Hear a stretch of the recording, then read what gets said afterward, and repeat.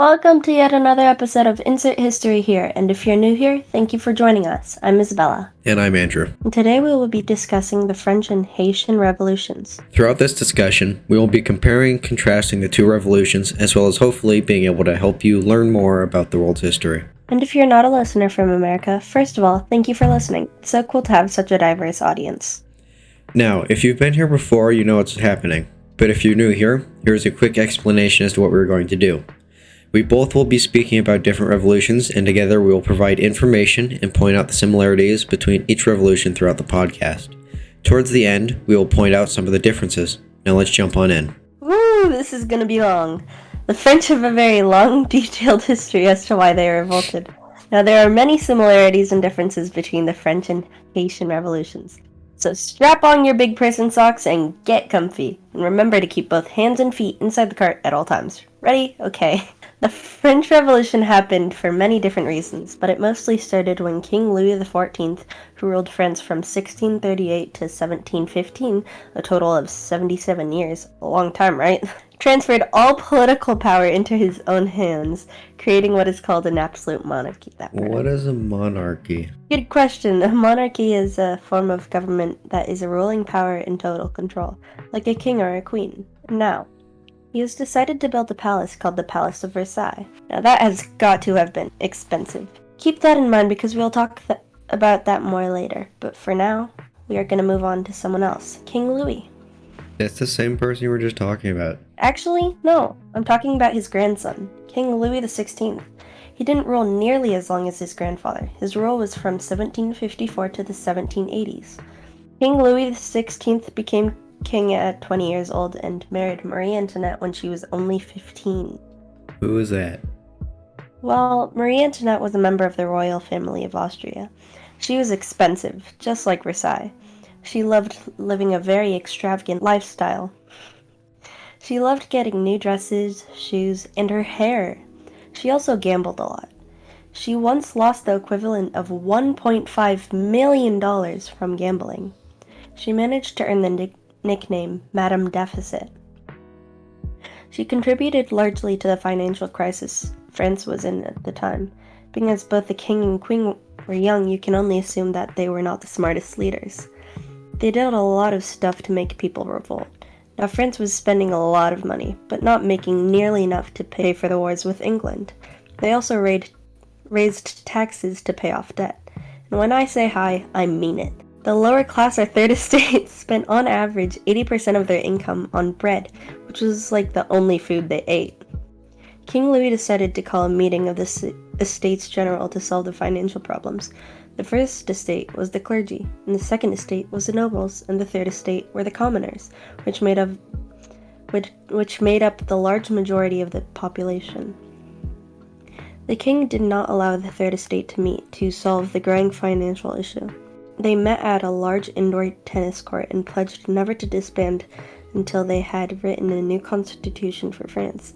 This moment is called the Tennis Court Oath, wherein they adopted the title the National Assembly. They established what is called the constitutional monarchy, which the king accepted in 1791. The National Assembly could make laws, but the king had the power to veto any law. What does that mean? The king could just say no to the law. The drafting of a new constitution? That's similar to the Haitian Revolution where Toussaint Louverture, a former slave that led the revolution, wrote a constitution abolishing slavery. Wait a second, hold up. You just jumped in. What the heck is the Haitian Revolution? Oh, sorry. The Haitian Revolution is described as the largest and most successful slave rebellion in the Western Hemisphere. But it wasn't just slaves who revolted.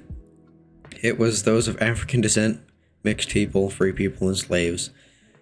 Haiti was actually known as Saint Domingue back then. Why did they revolt?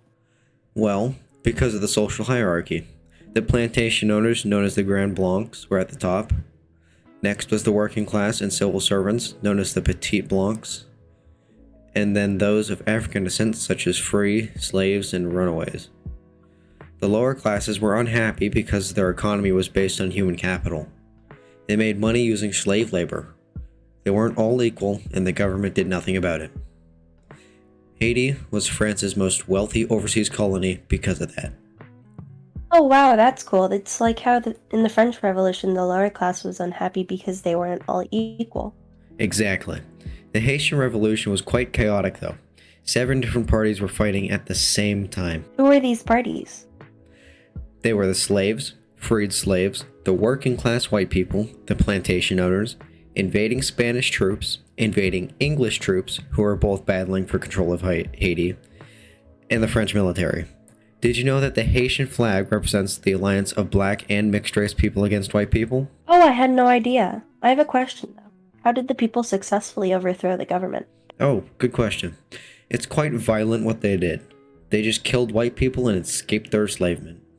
But some parts of the Haitian Revolution are connected to a specific ruler in France that is also part of the history of the French Revolution, Napoleon Bonaparte. We haven't gotten to that part yet. No spoilers, please. Oops, sorry, I forgot. It's okay. Let's just try to catch up on that part. Okay, now talking about the French Revolution, here's a quick reminder of where we were. The National Assembly created a constitutional monarchy where the king had the power to veto or to say no to any law. Remember that? Cool.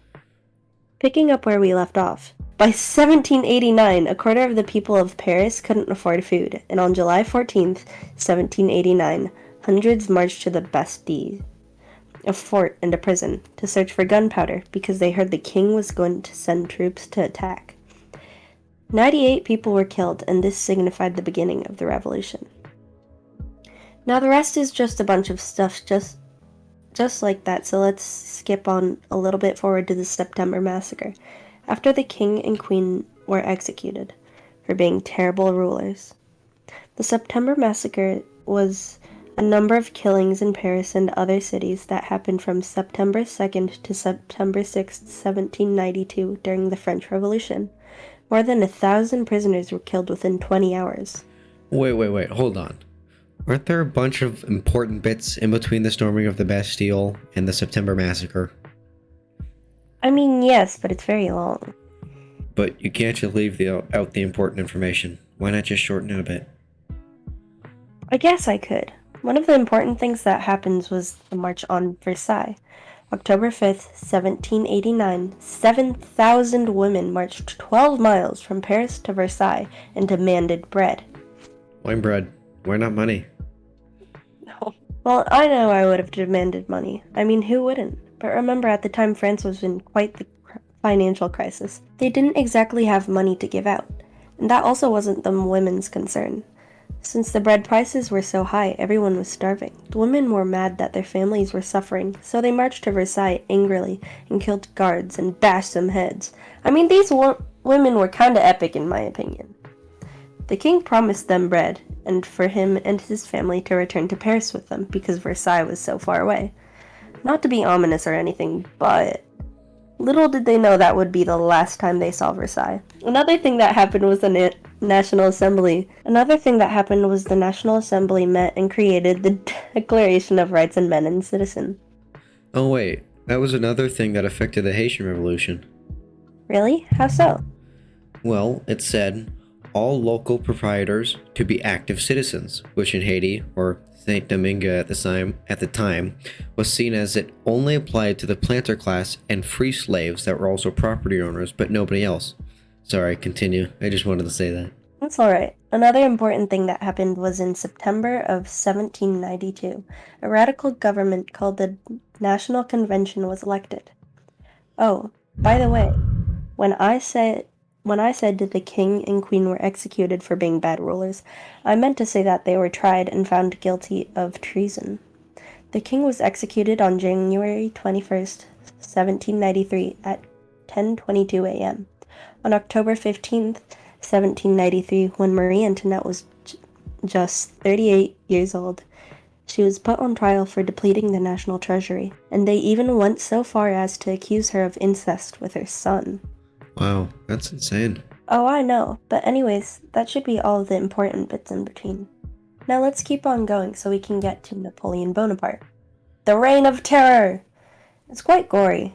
Maximilien Robespierre, the head of the National Convention, promised to save France from the enemies of the nation. He created a new system of law that answers only to him. Within 2 years, about 40,000 French people were executed. During the Reign of Terror, any opponents of Robespierre were executed via guillotine. It wasn't exactly good to kill people left and right, and eventually, Robespierre himself was executed by the guillotine. After that, a five-man directory rules the ruins that are France.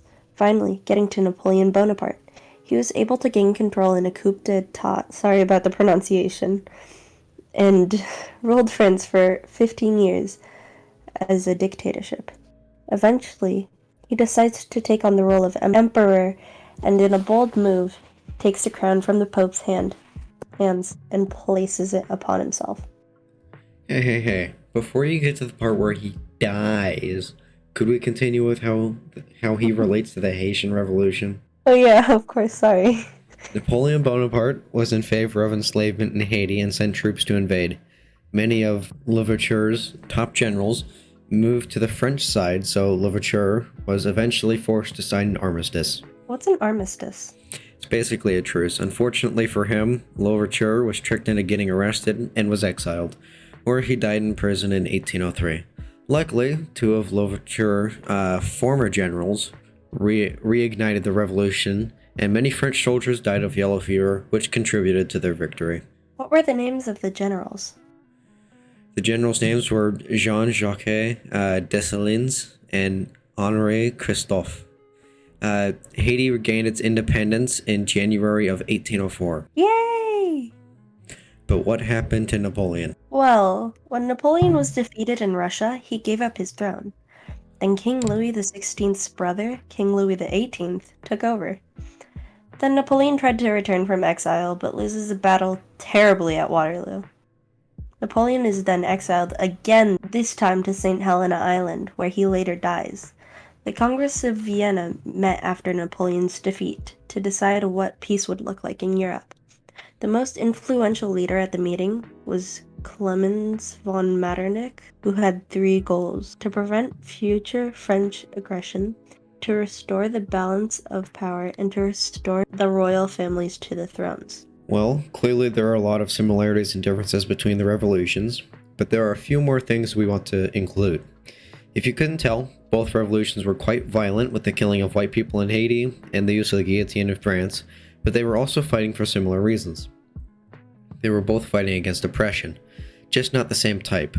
They're different because Haiti was fighting against racial oppression and France against oppression between classes. Along with that, the cause for revolution was different. Haiti revolted because of enslavement, France revolted because of the financial crisis. Our final example of a difference between these two revolutions is their forms of government. Haiti's revolution led to the world's first black republic, and the French Revolution had a dictatorship. Well, we're just out of time, so thank you so much for joining us today, and we hope you enjoyed, and maybe even learned something new. We couldn't be more thankful for such a supportive audience. As always, you can email us questions and request topics at inserthistoryhere@gmail.com. We hope you have a great day and hope to have you all join us next week for our next episode. Thank you again, and bye-bye. Bye.